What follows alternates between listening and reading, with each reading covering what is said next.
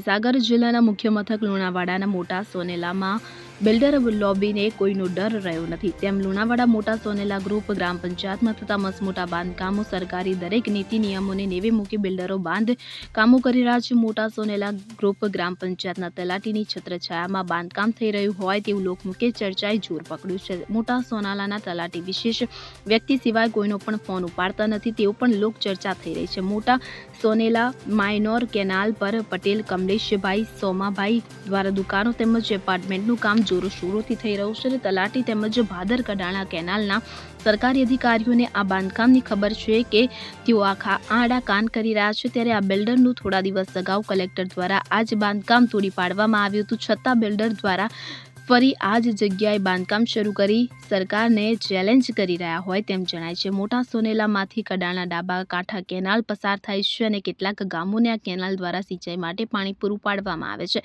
Builder દ્વારા સરકારના નીતિ નિયમોનું સરિયામ ઉલ્લંઘન કરી કેનાલથી આશરે 12 મીટર છોડી કોઈ પણ બાંધકામ કરવાનું હોય છે, પણ આ બિલ્ડર દ્વારા 5 મીટર પણ છોડવામાં આવ્યું નથી. એટલે કે અહીંયા સવાલ એ ઊભો થઈ રહ્યો છે કે કડાણા ડાબા કેનાલના અધિકારીઓને ખબર નથી કે આંખાડા કાન કરી રહ્યા છે. ત્યારે શું આ બિલ્ડર સામે કોઈ કાયદાકીય પગલાં ભરશે કે પછી જેસે તે જેવું થશે તે તો જોવું રહ્યું. સંદીપ દિવાશ્રી સાથે સીએન 24 ન્યૂઝ મહીસાગર.